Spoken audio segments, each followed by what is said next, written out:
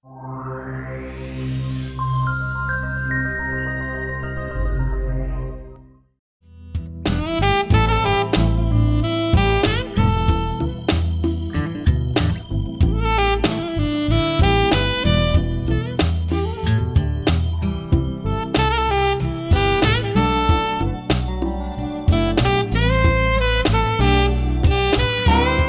este momento, damos inicio a la conferencia Argumentación Jurídica y Enseñanza del Derecho, que será disertada por el doctor Roberto Lara Chagoyán, director general del Centro de Estudios Constitucionales de la Suprema Corte de Justicia de la Nación. Cedo el uso de la palabra al moderador, doctor Ramón Ortega García, director del Centro de Investigaciones Judiciales de la Escuela Judicial del Estado de México. Muchas gracias y muy buenas tardes. Para mí es un verdadero gusto, un honor, una distinción presentar a un gran jurista esta tarde que amablemente aceptó acompañarnos. Me refiero, por supuesto, al doctor Roberto Lara, director del Centro de Estudios Constitucionales de la Suprema Corte de Justicia de la Nación, profundo conocedor de nuestro derecho constitucional y también un profundo conocedor de la praxis jurisdiccional.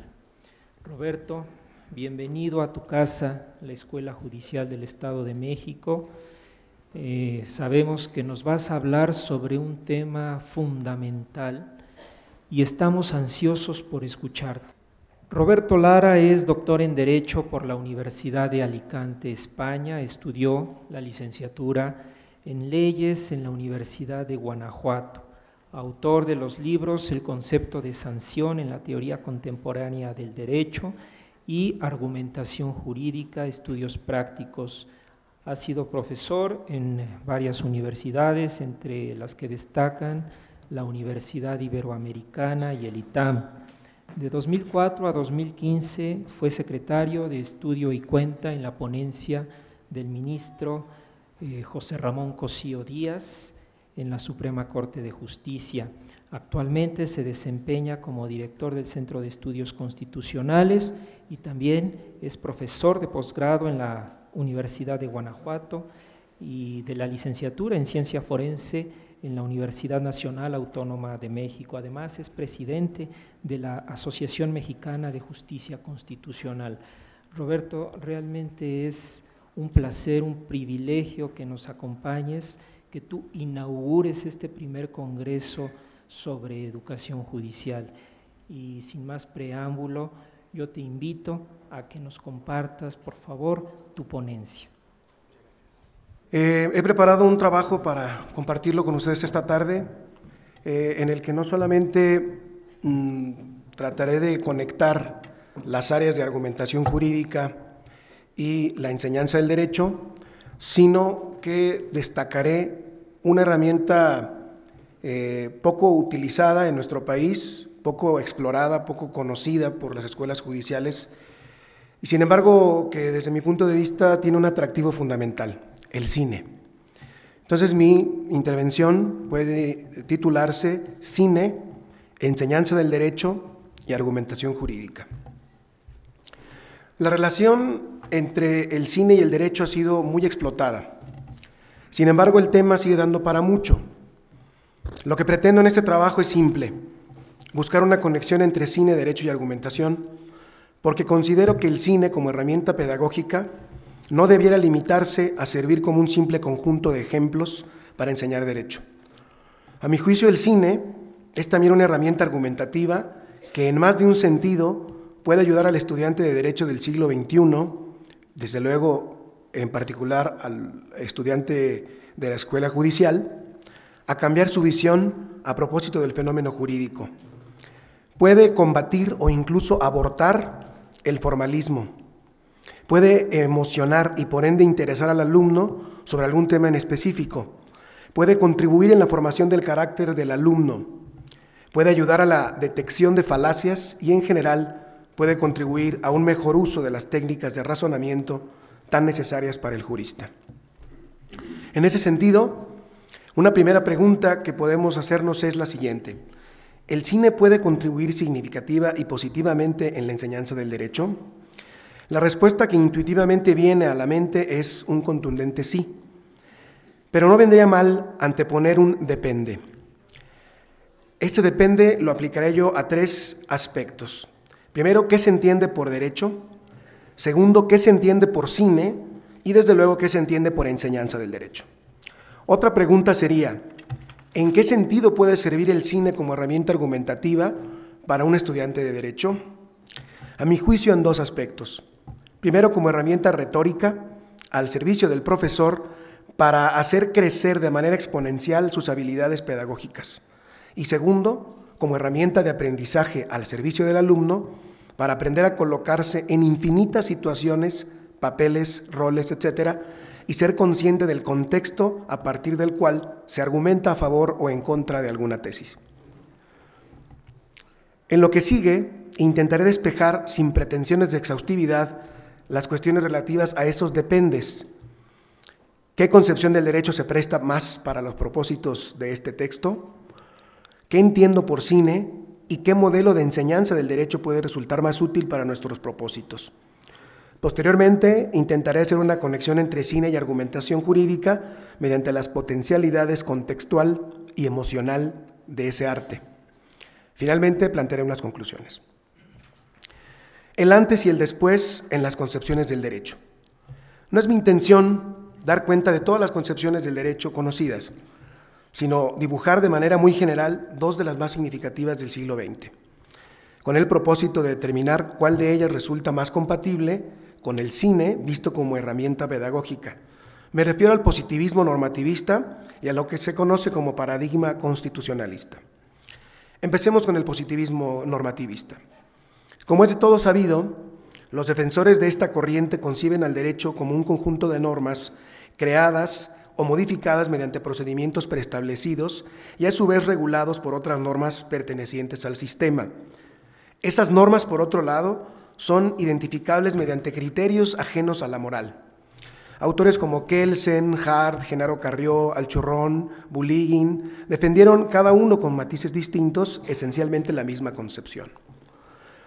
Manuel Atienza resume puntualmente las características de esta concepción del positivismo normativista mediante las siguientes notas. Desde la perspectiva de la concepción del derecho, este es visto como una realidad dada.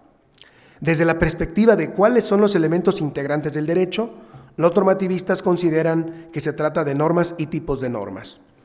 Desde la perspectiva de la forma de estudiar derecho, se opta por un análisis de tipo estructural. Y desde el punto de vista de la metodología, los normativistas persiguen describir neutralmente una realidad como un objeto previamente dado.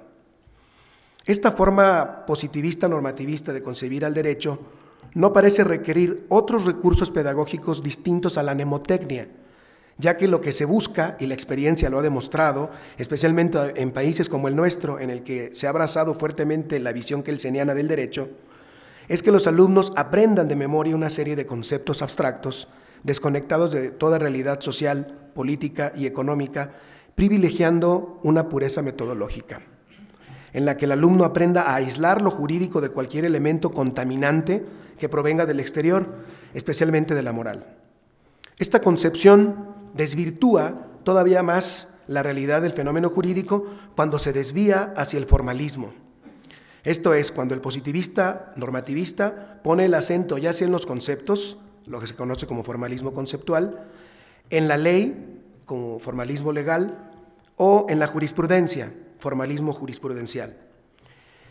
A partir de estos presupuestos, se antoja difícil que un profesor positivista normativista pudiera utilizar el cine para algo más que ejemplificar o afianzar la memorización de los textos legales. Me atrevo a decir que una buena película poco podría influir en la enseñanza memorística de conceptos, procedimientos, términos, plazos, en general, los elementos que un abogado necesita para ejercer el oficio de jurista. Para ese sector del pensamiento, el cine podría resultar poco útil o incluso irrelevante, si tomamos en cuenta los presupuestos teóricos de su concepción. Aunque podremos encontrarnos con positivistas que admitieran que el cine pudiera ser una herramienta pedagógica para afianzar su visión, lo cierto es que la ventaja sería marginal, reduciéndose, como lo he señalado, a utilizar las películas como ejemplos.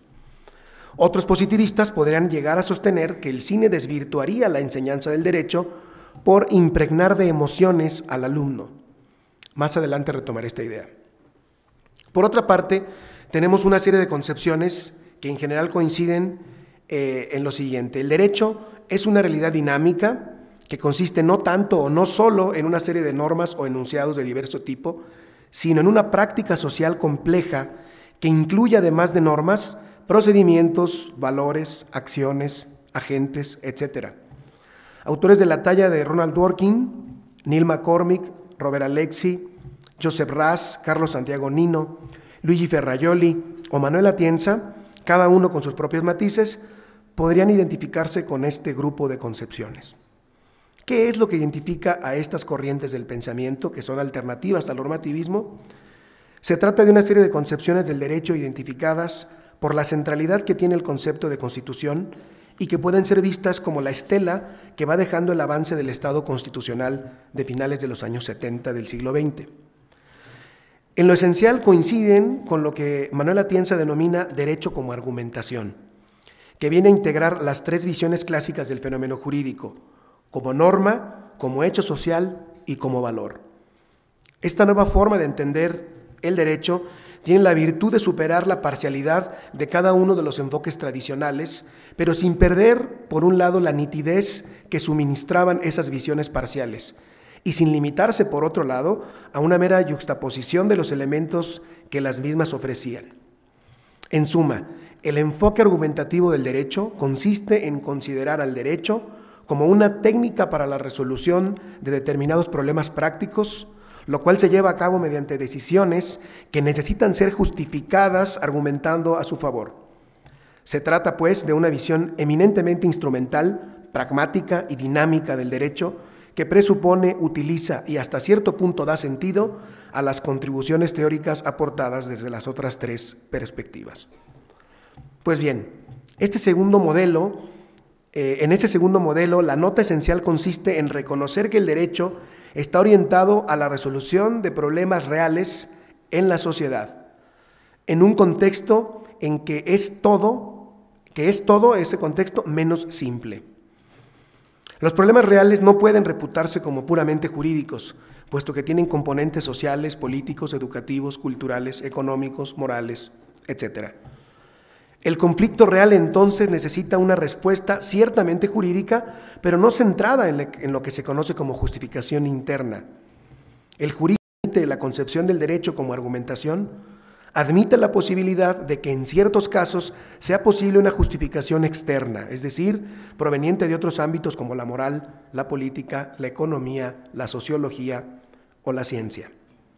Esta concepción del derecho es más abierta que la anterior y por ende menos impermeable a diferentes y novedosas herramientas pedagógicas, como el cine. El cine presenta posibilidades casi ilimitadas para ejemplificar instituciones sociales, hechos, relaciones humanas, ejercicio del poder y, en general, conflictos de toda índole que bien pueden servir a los docentes para hacer entender a los estudiantes de manera más tangible el fenómeno jurídico. Abordaré este tópico un poco más adelante. Paso al tercer punto. El cine desde la aproximación de un lego. No me considero un entendido en cine, pero igual que el vino, me gusta mucho. Así que en los siguientes apuntes sobre cine, no esperen ustedes la erudición de un sommelier, sino las aproximaciones de un bebedor de vino. Luis Buñuel definía el cine señalando: el cine es una arma maravillosa y peligrosa si la maneja un espíritu libre. El mejor instrumento para expresar el mundo de los sueños, de las emociones y del instinto. Fin de la cita. Esta definición es tan sencilla como profunda y está respaldada por un genio indiscutible en la materia. Así que voy a tomarla como punto de partida para el modesto propósito que aquí persigo: demostrar las bondades pedagógicas del cine para estudiar el fenómeno jurídico. El cine es quizás el arte más popular que existe, porque sin entrar en diferenciaciones exquisitas, cine como expresión artística contra cine como industria, etcétera, se ocupa de la vida misma de los seres humanos sin prácticamente ninguna exclusión. Se filma sobre prácticamente todo lo que sucede en el mundo real y ficticio. El cine entonces se parece en gran medida al derecho, porque si se lo concibe sin las ataduras del formalismo jurídico, también se ocupa de todas las dimensiones del ser humano. Por eso existe un gran acuerdo en aproximar el cine al derecho o el derecho al cine, a fin de encontrar mejores explicaciones del fenómeno social. Como señala Octavio Salazar Benítez, cito, el cine, al igual que el derecho, también se ocupa de la vida, la refleja, la reproduce, la somete a crítica. Una película es al mismo tiempo un espejo y una ventana. En ella vemos reflejados nuestros dilemas, las preguntas que nos acechan, lo que hemos vivido y lo que no hemos vivido, lo que no nos hemos atrevido a vivir. Con el cine nos emocionamos y hasta sufrimos porque hace que nos veamos nosotros mismos. De esta manera se convierte en memoria e incide de manera singular en la construcción de nuestra identidad. Pero al mismo tiempo, el cine es una ventana abierta a los otros. Todo ello no quiere decir que no sea también espectáculo o entretenimiento, y por supuesto una industria, sino que por encima de todo constituye un elemento socializador de primera magnitud. Y lo es no solo como reflejo, sino también como creador de la realidad. Fin de la cita. El autor de esta cita dibuja con sobrada elocuencia la esencia del cine y su evidente asimilación con el fenómeno jurídico. Considero que el cine también podría entenderse desde el formalismo y seguramente el resultado sería distinto y desde luego indeseable. Sería distinto porque posiblemente se colocaría un listón muy alto para poder considerar auténtico cine a una película y quedarían fuera muchas obras cinematográficas con enorme fuerza explicativa de cara al fenómeno jurídico. De este modo, entiendo que todo tipo de películas, y no solo las de abogados o las de arte, pueden servir como herramientas pedagógicas. Esto, pues, es lo que podemos entender por cine. Una ventana para ver a los demás, un espejo para vernos a nosotros mismos y un sueño en movimiento que se queda en la mente como el aroma de un perfume. Cada que recordamos una película, como cada que olemos un determinado perfume, recordamos con lujo de detalle un pasaje de nuestra vida. Si convenimos que esto es una noción convincente de cine, entonces podemos avanzar en nuestro comentario. Paso al siguiente punto. Modelos de enseñanza del derecho. Como adelanté, es importante preguntarnos sobre qué modelo de enseñanza del derecho puede resultar más útil para utilizar el cine como herramienta pedagógica. Algunas de las más importantes y conocidas estrategias de la enseñanza del derecho son el modelo tradicional, el modelo de la docencia tecnocrática y el modelo de la docencia crítica. Voy a tratar de hacer una mención de cada uno de los modelos y dejaré un cuarto modelo que es el de la Universidad de Yale, que merece desde mi punto de vista mención aparte. ¿Qué es el modelo tradicional? El modelo tradicional de enseñanza del derecho tiene sus antecedentes en la Edad Media, como sabemos, y se justifica por razones obvias. Los profesores de aquel tiempo eran los únicos dueños del conocimiento, pues al no existir otras fuentes, los aprendices tenían necesariamente que recurrir al maestro. Ello daba lugar a un autoritarismo derivado de la posición de dominio intelectual del profesor al alumno. De nadie es desconocido que en la actualidad todavía sigue vigente en buena medida este método, pero concreticémonos, vayamos a los rasgos característicos del modelo de acuerdo con el autor Jorge Wittker. Este modelo se caracteriza por 4 elementos. El primero es el verticalismo. Las únicas relaciones posibles que se dan en clase, y esto se da también en las escuelas judiciales, como todos sabemos, son jerárquicas, en las que necesariamente existe una autoridad, el profesor, y un hábito de obediencia llevado a cabo por los alumnos. Es natural que en este tipo de relación, exista la confianza absoluta, basada, claro está, en una falacia, la de la autoridad precisamente. Esta confianza absoluta se conecta además con la pretendida infalibilidad del profesor. Como es evidente, esto lleva necesariamente a la imposibilidad de la gestación de un pensamiento crítico, lo cual resulta paradójico si convenimos que precisamente es la universidad o los institutos de enseñanza judicial los lugares en el que se admiten en la mesa del análisis todos los posibles puntos de vista. Segundo elemento, autoritarismo. Derivado del verticalismo, podemos decir que en la celebración de una clase solo el profesor tiene la voz y no los alumnos. Estos pueden participar solo cuando el docente les otorgue el uso de la palabra. Tercer elemento, verbalismo. El único recurso utilizado es la llamada clase magistral, en la que el profesor ofrece una exposición oral del tema a tratar sin tener en cuenta en principio la participación activa de los alumnos. Y finalmente el intelectualismo. Se fija como objetivo que el alumno desarrolle el aspecto cognoscitivo del derecho, del aspecto cognoscitivo que en derecho se traduce en la mera acumulación de datos, es decir, en la repetición memorística de los datos extraídos del sistema jurídico. Lo que queda fuera, según algunos, son los aspectos valorativos y de conciencia social. El método tradicional sigue aplicándose en un buen número de universidades y se ha convertido en un círculo vicioso, pues al no existir una genuina carrera académica, profesores de tiempo completo, dedicados en exclusiva a la enseñanza y a la investigación, los encargados de la enseñanza del derecho hacen lo que vieron hacer a sus maestros en la universidad, sin tener muchas veces otro parámetro que la admiración a uno de ellos, que no hizo otra cosa que aplicar con mayor o menor éxito el método tradicional. Segundo modelo de la docencia tecnocrática. Este modelo se asocia con la psicología conductista, que, como se sabe, considera que el aprendizaje se va registrando en la medida en que se observan ciertos cambios que experimentan los estudiantes en su conducta. Este método, si me apuran, es todavía más peligroso que el anterior, porque lo que busca es adiestrar a los estudiantes para que puedan describir y delimitar clara, precisa y unívocamente las conductas que de ellos se esperan. Dicho en otras palabras, al alumno se le entrena para tener una determinada personalidad, la del abogado, la del juez. El estudiante empieza la carrera con una determinada meta, ser transformado, tal como si existiera un molde conductual preciso y predeterminado al que deben aspirar si quieren pertenecer a la clase de los expertos en derecho. La guía de la conducta se refuerza con castigos o premios. Existen conductas programadas a las que están asociadas dichos estímulos y en las que han de cumplirse necesariamente los objetivos trazados. Los alumnos llegan a modificar sus hábitos en función de que esperan acumular la mayor cantidad de premios y la menor cantidad de castigos. Cuentan de manera muy especial los récords, como el mejor de la clase, el graduado con honores, etc., así como las descalificaciones públicas en las que se ataca a los alumnos mediante el recurso de la humillación.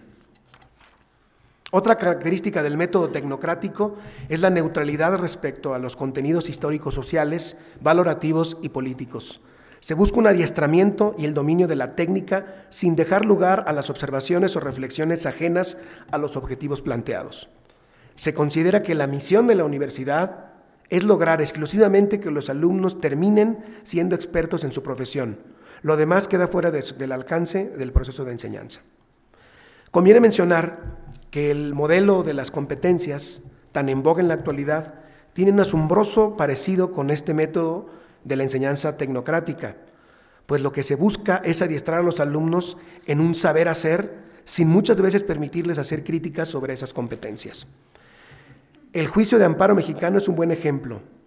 Para enseñar amparo se requiere dotar al alumno de determinadas y puntualmente reguladas competencias, pero estas se ponen en tela de juicio a la hora de contrastarlas con el llamado cambio de paradigma, en el que los derechos humanos ocupan la escena central.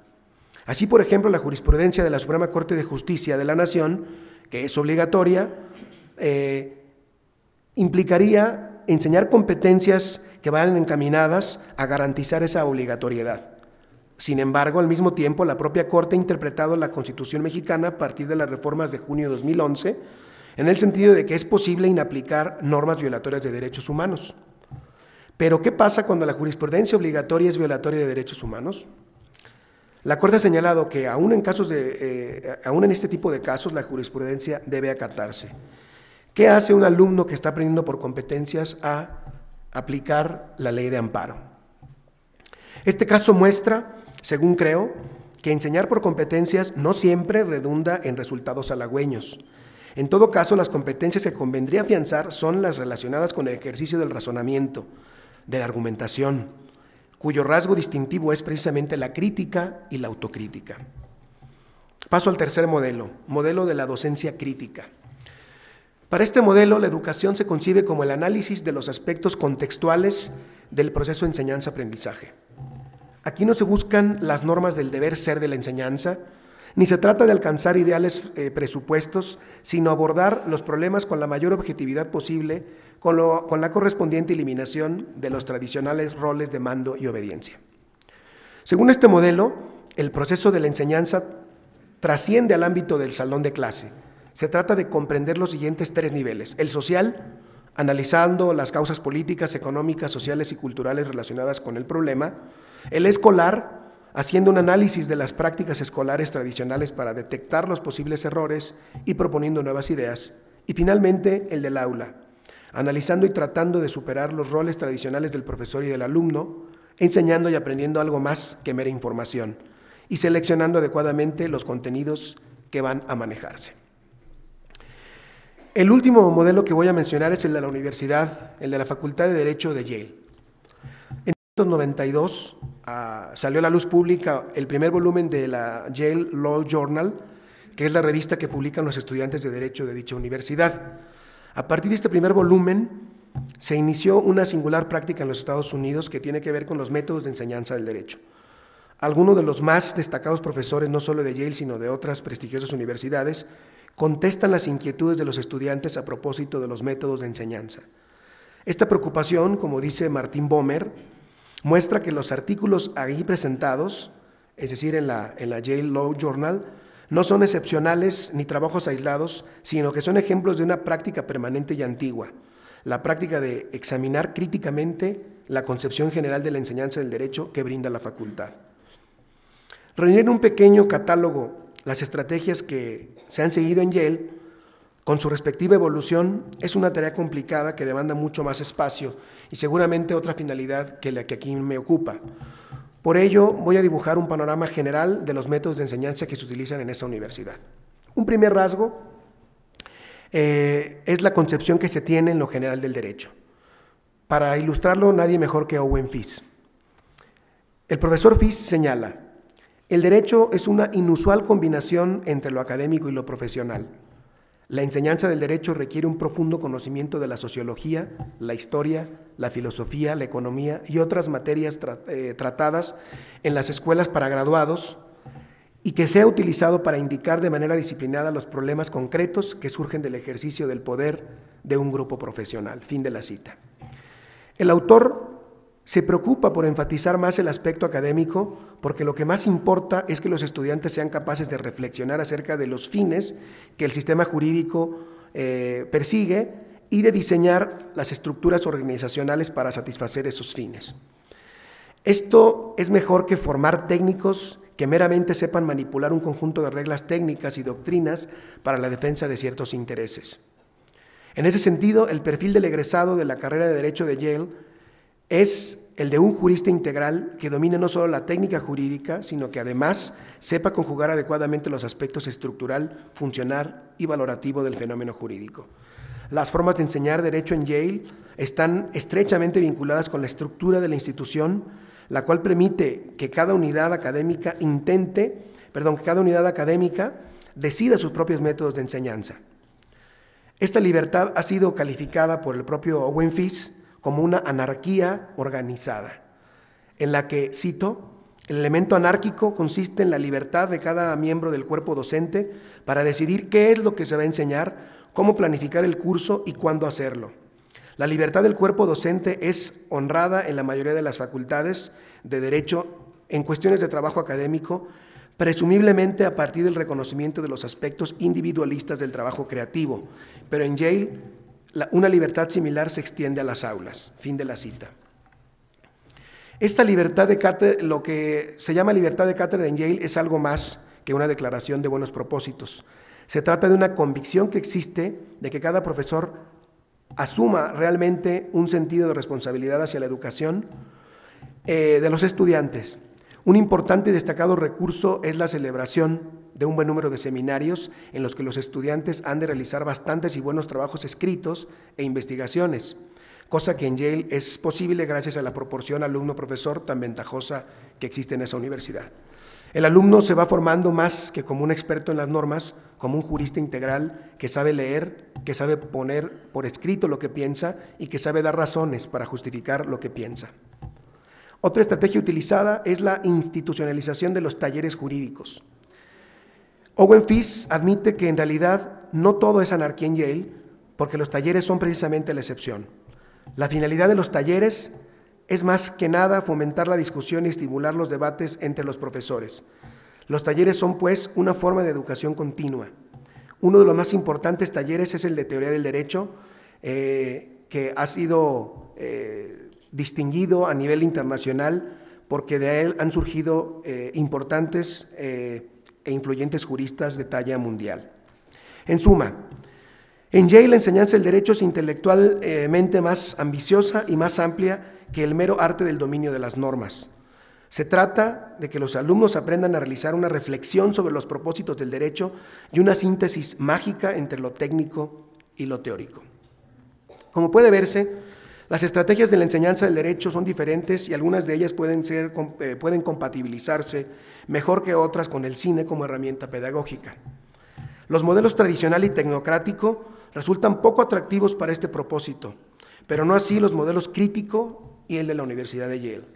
En esos últimos se busca que el alumno, el futuro jurista, no solo acumule conocimientos, sino que se llene de experiencias formativas que lo hagan un profesionista más integral, más completo y por ende más cercano al auténtico fenómeno jurídico. El cine, naturalmente, tiene mucho que ofrecer para estos modelos. Paso al quinto punto: las potencialidades contextual y emocional del cine y su conexión con la argumentación jurídica. José Luis Pérez Triviño, en un magnífico artículo titulado Cine y Derecho, aplicaciones docentes, señala que el cine tiene una potencialidad contextual y una emocional. La primera consiste en la posibilidad de mostrar a través de una obra cinematográfica un determinado hecho junto con el contexto en el que se desenvuelve, es decir, la posibilidad de mostrar un buen número de aristas de un solo problema, aristas de tipo económico, social, político y moral. La segunda, la potencialidad emocional, como es obvio, consiste en la posibilidad de que el espectador se sienta conmovido emocionalmente por una película. El cine despierta nuestras emociones y excita nuestra empatía, muchas veces dormida, al hacernos sentir como uno de los personajes de la película, que ríe, que llora, que sufre, goza, se llena de ira, de celos, de envidia, etc. El valor agregado del cine para la enseñanza del derecho radica, sin duda, en el interés que despiertan las emociones que produce. Pues bien, estas dos potencialidades del cine guardan, desde mi punto de vista, una enorme relación con la teoría de la argumentación jurídica, porque constituyen auténticas herramientas de tipo retórico, dialéctico o lógico, que muy bien se pueden utilizar en las aulas, no solo para enseñar derecho, sino para aprender a argumentar jurídicamente. Por ejemplo, cuando un alumno estudia en un manual de derechos humanos o de derecho constitucional temas tales como la tortura, las violaciones al debido proceso, la presunción de inocencia, la libertad de expresión y de reunión o el secuestro, bien puede aprender los conceptos, las reglas, las consecuencias jurídicas y en general las respuestas que ofrece el sistema normativo de algún país o del derecho internacional de los derechos humanos. Pero si estas mismas enseñanzas las aprende mediante la exhibición de algunas buenas películas, entonces el resultado será mejor, porque los profesores habrán persuadido a los alumnos de un propósito concreto: entender realmente este tipo de fenómenos en la inteligencia de que no solo son jurídicos, sino también políticos, morales, sociológicos, etc. Asimismo, el alumno que así se aproxima a los conceptos podrá articular mejores argumentos porque habrá descubierto todo un contexto factual y se habrá emocionado con las películas. Una emoción de este tipo, decía yo, es como el aroma de un perfume que jamás se olvida. Es mucho mejor esto que repetir machaconamente los conceptos a fin de solamente memorizarlos. En todo caso, la argumentación que ofrece el cine excita una memoria emocional y permite despertar en los alumnos una auténtica conciencia de los hechos exhibidos en la película. Las películas pueden ser algo más que ejemplos gráficos de los conceptos jurídicos. Pueden ayudar al profesor a plantear un sinnúmero de ejercicios argumentativos al estilo de un seminario o mediante la defensa o el ataque de posturas o tesis extraídas de la película o mediante el método socrático, buscando el surgimiento del conocimiento en el alumno a través de las buenas preguntas a cargo del profesor, basadas precisamente en la película. La imaginación de cada profesor, acompañada del conocimiento de técnicas argumentativas y pedagógicas, podrán marcar la diferencia. Desde mi punto de vista, el cine puede ser utilizado en la enseñanza del derecho no solo para ejemplificar temas y conceptos, sino como una auténtica herramienta argumentativa en dos sentidos. Como instrumento retórico, para que los profesores expongan los temas y puedan mejorar la persuasión en los alumnos, y como instrumento dialéctico, mediante el cual los alumnos aprendan a argumentar a favor o en contra de alguna tesis con la ayuda del profesor. En efecto, la retórica y el cine tienen una importante conexión entre sí, porque una película tiene un innegable efecto retórico al persuadir o llamar la acción a un auditorio. Cumple con los llamados presupuestos de la argumentación de los que nos habla Perelman en su famoso tratado, que son el discurso, que viene siendo la película, el orador, los protagonistas, el guionista y el director, y el auditorio, los espectadores. El cine podría ubicarse dentro del género epidíctico, en el que los espectadores no tienen que pronunciarse, a diferencia de los géneros judicial y deliberativo. En ese sentido, el profesor puede también jugar un papel de orador cuando es él quien presenta el discurso, la película, a los alumnos para tratar de persuadirlos sobre algún tema de clase. Una vez que la película ha sido exhibida en clase, el género puede variar del epidíctico al deliberativo, en el que todos los alumnos puedan participar activamente en el debate que suscita la película. Todas lo hacen, aunque no siempre se conduzcan los debates adecuadamente.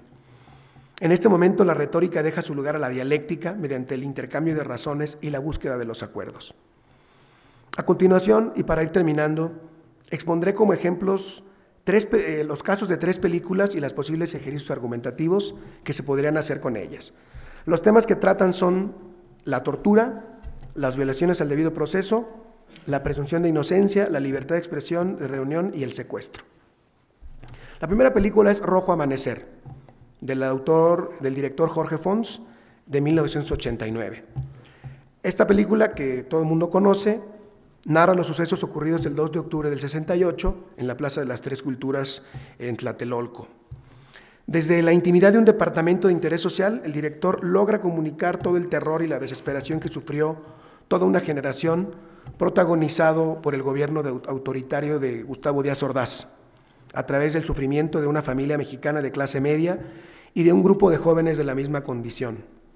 En esta película es posible entender lo que son, en la práctica, las violaciones al debido proceso, como detenciones arbitrarias sin orden de aprehensión, la incomunicación, la violación al derecho a no declarar y a la presunción de inocencia, lo que es la tortura, las razones de Estado, los crímenes de lesa humanidad, el abuso de la fuerza policíaca y del ejército, entre otras violaciones.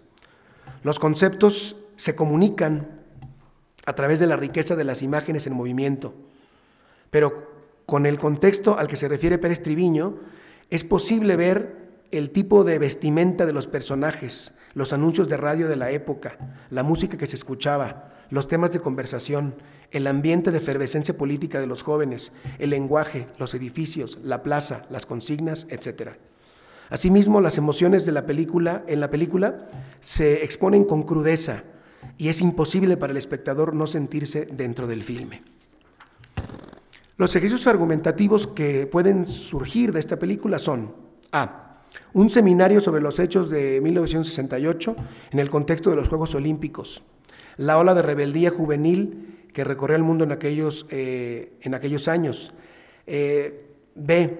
La figura de Gustavo Díaz Ordaz, la creciente ola de desacuerdo del régimen que empezaba a hacer agua en nuestro país. C. La reciente revolución cubana relacionada con la ruptura generacional en materia de cultura, etc. Podría invitarse a un experto en el tema o incluso a alguno de los líderes del movimiento que sobrevivieron a esa terrible agresión. Los alumnos podrían, por otro lado, discutir los temas del debido proceso en las circunstancias relatadas y determinar qué tan posibles, realizables, eficaces eran entonces esos valores y cómo son ahora. Un profesor de Derecho Procesal Penal y un profesor de Derecho Penal podrían acompañar el seminario.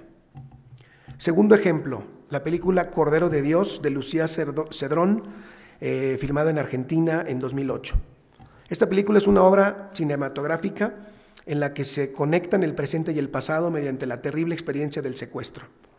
De forma magistral, la directora conecta los años 70 del siglo XX, años de dictadura militar, en los que la dignidad de las personas que se oponen al régimen, e incluso las que no, pero estaban en ese lugar, en un lugar y en un momento equivocados, se borró del imaginario colectivo.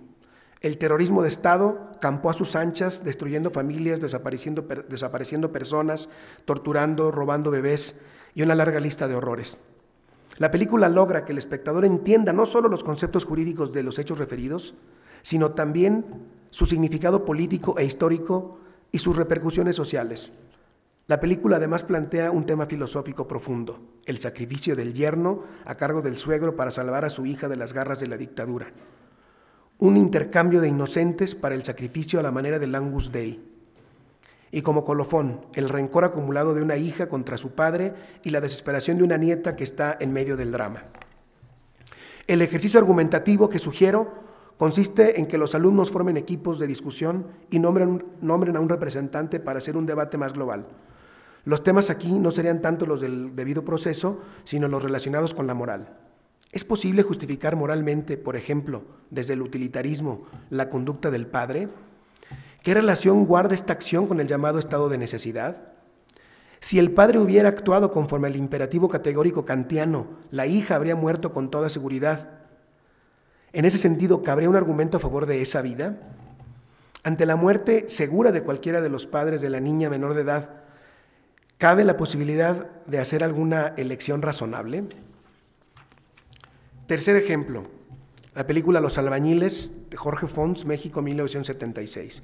Basada en la obra literaria homónima de Vicente Leñero, es una historia que gira en torno a un homicidio ocurrido en la construcción de un edificio de departamentos en la Ciudad de México, que no termina por aclararse, pero que sirve como pretexto para contar una madeja de historias: la vida miserable de varios albañiles, la decadencia de un viejo alcohólico pederasta, la brecha generacional entre un padre y un hijo que pertenecen a una clase pudiente, pero que no terminan por entenderse, las tranzas y el abuso de un contratista corrupto, la biografía velada de un frustrado seminarista que trabaja como plomero, la historia de dos adolescentes que despiertan al amor en un medio social hostil, la valentía de un albañil rebelde que no tiene empacho en señalar los actos de corrupción ni de quejarse de las injusticias en general, entre otros relatos.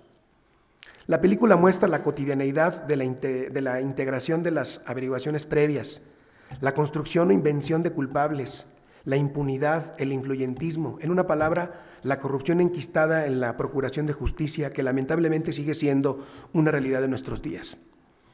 En esta película se muestra, además del abismo existente entre dos clases sociales de nuestro país, las condiciones de miseria y de explotación en la que viven los trabajadores de la construcción, el deteriorado tejido social y los horizontes grises del desarrollo para la juventud. Los ejercicios argumentativos a partir de esta película también podrían ser variados. Se me ocurre la idea de un ensayo que podría pedirse a los alumnos. El tema podría ser el contraste entre el derecho de los libros y la práctica mexicana del derecho. En el trabajo, los alumnos podrán explotar las ideas que rodean esta brecha entre el ser y el deber ser, ya que la película muestra que nada de lo que debiera ser es. Se construye un culpable, se obtiene una confesión bajo tortura, se tortura sin más. Además, a todos los que son interrogados por la policía judicial, las garantías de seguridad jurídica brillan por su ausencia, se viola el derecho a una defensa adecuada, al no existir defensor, no se respeta la garantía de audiencia, existe un contubernio entre autoridades y personas influyentes, el abuso de menores de edad, la explotación laboral, la violación de derechos humanos entre particulares y otras lindezas. Pues bien, las potencialidades contextual y emocional del cine que quedan de manifiesto en estas tres obras cinematográficas ponen de manifiesto la gran utilidad que este arte puede prestar a la docencia en la enseñanza, digamos, a la actividad docente en general cuando estamos enseñando derecho. Como he señalado, los profesores podrían utilizar estas herramientas para enseñar el derecho a través de la argumentación y también podrían enseñar argumentación a través de estas herramientas. Los alumnos podrían acompañar sus lecturas sustantivas y procesales con este tipo de materiales y entonces hacer preguntas interesantes e inteligentes a los profesores, quienes a su vez se verán obligados a entender las instituciones de manera crítica y constructiva. El resultado, creo, no solo sería exitoso en términos de conocimiento, sino también en términos de razonamiento práctico. No quiero dejar de mencionar, con esto voy concluyendo, que algunas ideas que podrían sugerir que no es tan buena idea utilizar el cine en la enseñanza del derecho, es decir, me quiero adelantar a los críticos, especialmente si se piensa en las potencialidades emocional y contextual del cine. Se me ocurren en principio dos. Las emociones son en cierto sentido irracionales, en el sentido de que no obedecen a ningún razonamiento, meditación o juicio. Y B, las emociones están vinculadas con situaciones particulares y concretas de las personas y por tanto no permitirían una comprensión o evaluación imparcial, abstracta y desapegada. Sobre las emociones y su relación con el derecho se había escrito sorpresivamente poco, al menos en la tradición continental europea, si se compara con otras áreas del conocimiento como la filosofía de la mente, la filosofía de la acción, la filosofía del lenguaje, la epistemología, la psicología, la medicina, etc. Sin embargo, de manera creciente, los filósofos del derecho empiezan a ocuparse cada vez más sobre estos temas, especialmente quienes analizan los problemas relacionados con la premisa fáctica del razonamiento jurídico. Por lo tanto, considero que estas dos críticas se podrían perfectamente salvar mediante una aproximación como la que hace Martha Nussbaum, en la que se desmitifica la minusvaloración de las emociones.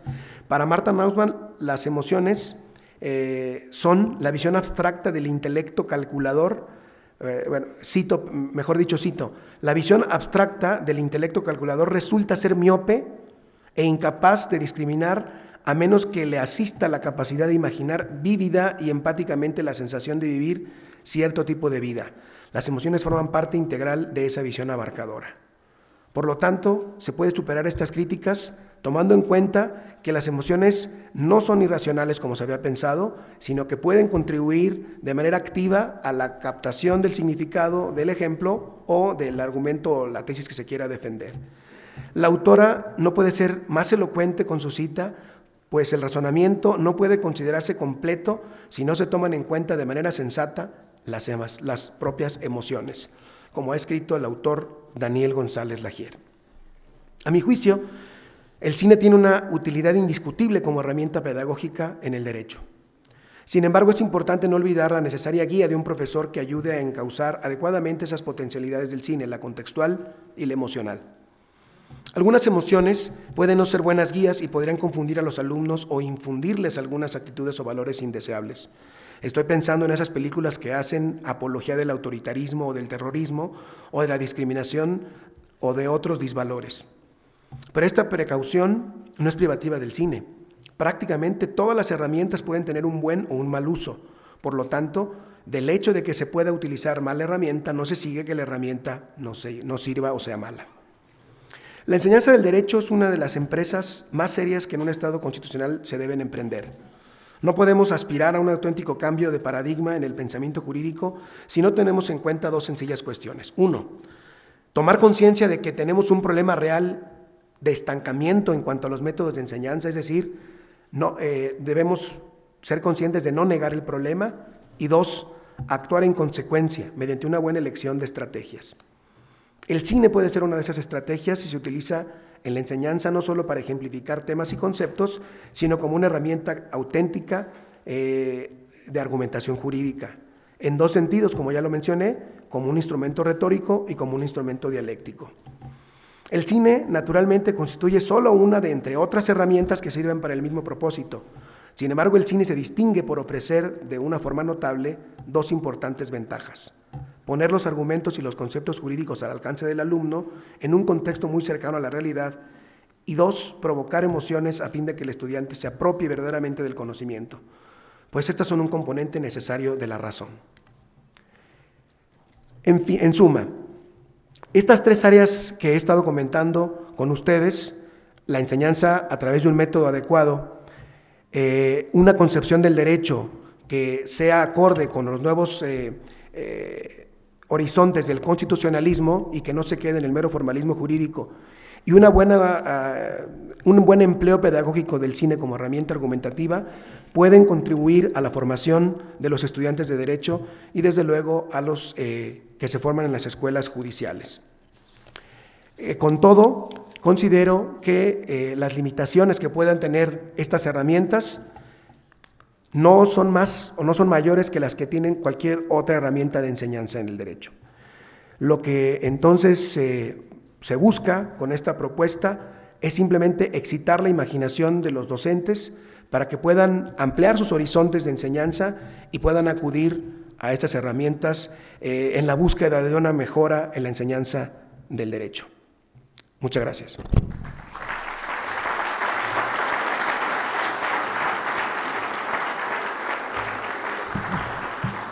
Muy bien, mi querido Roberto Lara, has perfilado de manera muy clara la importancia del cine como séptimo arte en la enseñanza del derecho.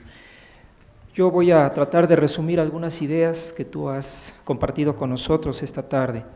Has dicho que el cine es una herramienta argumentativa que abre nuevas vetas de aprendizaje y enseñanza del derecho. Es una herramienta retórica del profesor y un instrumento de aprendizaje del alumno.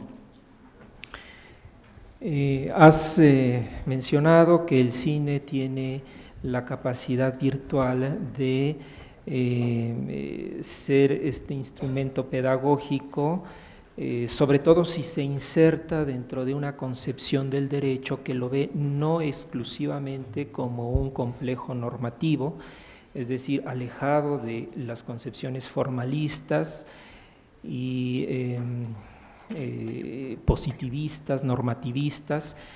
En cambio, has argumentado que el cine puede tener una eficacia mucho mayor si el derecho es visto desde una concepción pospositivista que ve al fenómeno jurídico como una práctica social argumentativa, como el producto de una acción colectiva en manos de los actores jurídicos de la sociedad, principalmente de los jueces, que por medio de la interpretación y argumentación ponen de manifiesto o sacan a la luz la otra cara del derecho, que es la de los fines y valores en las que se sustenta.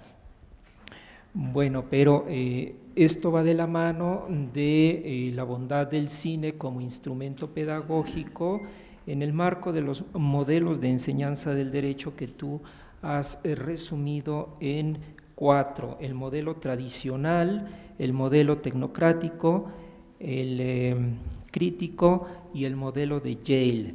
El tradicional, caracterizado por el verticalismo, por las jerarquías, por la infalibilidad del profesor, porque coarta la crítica, porque es autoritario, verbalista e intelectualista. El tecnocrático, porque se enfoca en la formación de alumnos especializados en un área o rama del derecho. La crítica, porque la educación judicial se centra en aspectos contextuales, y entiendo que para ti el mejor modelo es el de Yale, puesto que ve al derecho como una combinación entre lo académico y lo profesional enfocado a fines. Bueno, finalmente has resaltado el vínculo que existe entre el cine y la teoría de la argumentación jurídica. Has dicho que el cine es un elemento que puede servir para fomentar en el alumno esta capacidad argumentativa, para despertar en él la conciencia de la importancia de ofrecer razones a favor de una tesis, que también puede ser un instrumento formidable de la enseñanza en manos del profesor, y has destacado que el cine como herramienta argumentativa tiene dos bondades: el elemento retórico y el elemento dialéctico. Finalmente, has concluido diciendo que esta herramienta pedagógica del derecho a través del cine puede encauzar las emociones del alumno siempre y cuando haya un guía que sería en este caso el profesor, y que pueda orientar al alumno sobre lo que se ve a través de lo que se llama el séptimo arte. Bueno, Roberto, realmente el tema es apasionante. Creo que nos has introducido a una perspectiva novedosa en el país. Sabemos que en otros lugares, en otras latitudes, el tema del cine y el derecho ha sido explorado con mayor profundidad, pero en nuestro país, en México, definitivamente nos sentimos cortos, y tú has dibujado, me parece, una introducción formidable en cuanto a los estudios del cine y su impacto en la enseñanza del derecho. No me resta, Roberto, sino agradecerte a nombre de la Escuela Judicial la amabilidad de tu presencia, reiterarte que eres bienvenido, que esta es tu casa y que esperamos verte muy pronto otra vez. Así pues, yo les pido a todos ustedes que despidamos con un fuerte aplauso a nuestro primer ponente de este congreso.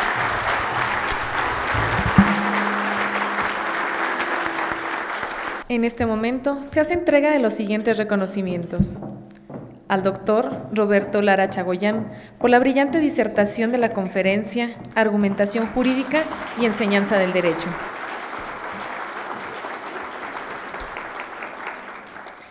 Y al doctor Ramón Ortega García por su destacada participación como moderador.